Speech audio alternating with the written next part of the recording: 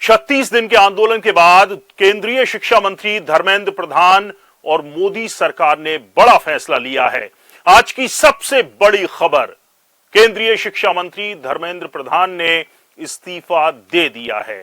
देश की शिक्षा व्यवस्था और नीट यूजी पेपर लीक विवाद को लेकर चल रहे लंबे राजनीतिक और छात्र आंदोलन के बीच केंद्रीय शिक्षा मंत्री धर्मेंद्र प्रधान ने आखिरकार अपने पद से इस्तीफा दे दिया है। सीजेपी यानी कि कॉकरोच जनता पार्टी का जो प्रदर्शन चल रहा था जंतर मंतर पर, उसके आगे झुकते हुए मोदी सरकार के मंत्री ने इस्तीफा दिया है। और ऐसा पहली बार हुआ है कि मोदी सरकार में किसी मंत्री को इस तरह से झुककर इस्तीफा देना पड़ा हो, किसी आंदोलन के आगे झुककर। इस्तीफे में क्या लिखा है वो मैं आपको बताता हूं। धर्मेंद्र प्रधान ने जो अपना इस्तीफा लिखा है उसमें उन्होंने लिखा है, बहुत ही भावुक ये इस्तीफा कहा जा सकता है। धर्मेंद्र प्रधान लिखते हैं, मेरे युवा साथियों, मैं पिछले 4 दशकों से अधिक समय से छात्र, शिक्षक और शिक्षा सुधार के लिए समर्पित रहा हूं। मेरा सदैव ये विश्वास रहा है कि एक सशक्त, समावेशी और दूरदर्शी शिक्षा व्यवस्था ही सशक्त राष्ट्र की आधारशिला होती है। मैं देश के युवाओं की आकांक्षाओं, भावनाओं और उनकी न्यायोचित अपेक्षाओं का गहरा सम्मान करता हूं।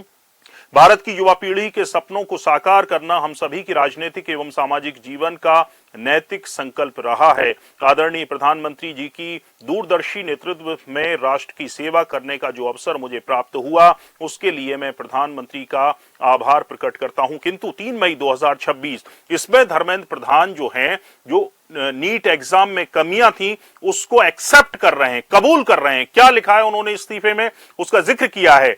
किंतु 3 मई 2026 को हुई नीट यूजी की परीक्षा में सामने आई अनियमितताएं पाई गई थी, यानी कि वो एक्सेप्ट कर रहे हैं कि कमियां थी।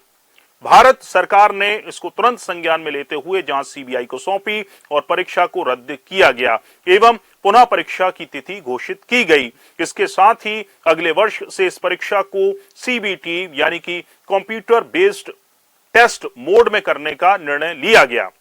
आगे भी उन्होंने जो कितने विद्यार्थी थे, क्या क्या सरकार ने कदम उठाए, उसका जिक्र किया है। इसके अलावा धर्मेंद्र प्रधान जो खास बात है, अंडरलाइन करने वाली जो बात है, वो लिखते हैं कि परंतु इस दौरान भी कई छात्रों को गुमराह करने के लिए जिम्मेदार पदों पर बैठे व्यक्तियों ने बाधा डालने की कोशिश की, जिससे मन अत्यंत व्यथित हुआ। धर्मेंद्र प्रधान इसमें भी राजनीतिक एंगल निकाल रहे हैं और बता रहे हैं कि किस तरह से छात्रों को गुमराह किया गया। आगे वो लिखते हैं कि मैं सदैव हमारे प्रजातंत्र की शक्ति में अटूट विश्वास रखने वाला हूं और युवाओं की आकांक्षाओं, सपनों और अपेक्षाओं का गहरा सम्मान करता आया हूं। वे केवल भारत का भविष्य ही नहीं है बल्कि एक नए और विकसित भारत के वाहक, निर्माता और भविष्य के शिल्पकार भी हैं। पिछले 10 दिनों का घटनाक्रम देखकर मेरा मन दुखी है और यह मेरे लिए व्यक्तिगत प्रतिष्ठा का विषय नहीं है। भारत की युवा शक्ति ही इस देश की असली ताकत है। देश की युवा शक्ति को भ्रम के कुचक्र में फंसने नहीं देंगे, यही मेरा संकल्प है। तो प्रधानमंत्री को जो उन्होंने लेटर लिखा है, इस्तीफा दिया है, उसमें जिक्र किया है, युवाओं को भी उन्होंने एड्रेस किया है और बताया है कि किस तरह से जो नीट एग्जाम है उसमें गड़बड़ियां हुई, लेकिन इसके बावजूद भी सरकार की तरफ से कड़े और बड़े कदम उठाए गए। उन्होंने आंदोलन का भी जिक्र किया कि किस तरह से इसका राजनीतिक इसको रंग दिया गया और युवाओं को भ्रम में डाला गया। कुल मिलाकर धर्मेंद्र प्रधान ने इस्तीफा दे दिया है, लेकिन बड़ा सवाल यही है कि आखिर वो कौन सी वजह है। क्या सरकार, जिसके आगे सरकार झुकने के लिए मजबूर हुई, क्या सरकार को शुरू में जब इस आंदोलन की शुरुआत हुई थी तब इस बात का जरा भी इल्म नहीं था कि यह आंदोलन इस तरह से बड़ा और वैश्विक हो जाएगा। वैश्विक इसलिए मैं कह रहा हूं क्योंकि ये भारत ही नहीं, दिल्ली के जंतर मंतर ही नहीं, मध्य प्रदेश के कई शहरों में, 20 से ज्यादा शहरों में, उत्तर प्रदेश में, बिहार में कई जगह आंदोलन हुए, प्रदर्शन हुए और धर्मेंद्र प्रधान का इस्तीफा मांगा गया। इसके अलावा ऑस्ट्रेलिया, नीदरलैंड्स और कई ऐसे देशों में, वैश्विक इसीलिए मैं कह रहा हूं क्योंकि जो इस्तीफे की मांग सिर्फ इंडिया नहीं, बाहर से भी जो भारतवंशी रहते हैं, और इस जो आंदोलन है उसका टर्निंग पॉइंट 20 जुलाई रहा, जब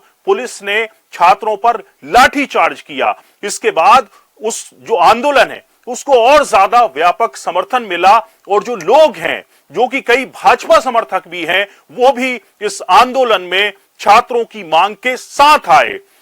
इसके बाद प्रधानमंत्री नरेंद्र मोदी को रात को 12 बजे वीडियो जारी कर यह कहना पड़ा कि सरकार छात्रों के साथ है, और इस जो गड़बड़ियां हुई हैं वो आगे ना हो, इसके लिए सरकार क्या कर रही है ये भी उन्होंने बताया। अगले रात को फिर प्रधानमंत्री नरेंद्र मोदी ने वीडियो जारी किया और यूथ को एड्रेस किया। यहां यह देखने वाली बात होगी कि कितना मजबूर हो गई होगी सरकार की, जिस सरकार में केंद्रीय मंत्री जो है राजनाथ सिंह 2014-15 में यह बात बोल चुके थे कि ये यूपीए सरकार नहीं है, यहां इस्तीफे नहीं लिए जाते, इस्तीफे नहीं दिए जाते। इसके बावजूद भी मोदी सरकार को धर्मेंद्र प्रधान का इस्तीफा लेना पड़ा, क्योंकि जिस रफ्तार से यह आंदोलन आगे बढ़ रहा था, सरकार नहीं चाहती थी कि जो अंजाम यूपीए का अन्ना आंदोलन के बाद हुआ, वैसा कोई अंजाम मोदी सरकार का, एनडीए सरकार का हो। पूरा वीडियो देखने के लिए शुक्रिया। आप भी इस खबर पर कमेंट कर अपनी राय हमें दे सकते हैं। वीडियो पसंद आया हो तो लाइक कीजिए, शेयर कीजिए और हमारे चैनल को सब्सक्राइब जरूर कीजिए। नमस्कार। इस समाचार के प्रायोजक हैं DHL इंफ्रा बुल, भरोसे का दूसरा नाम।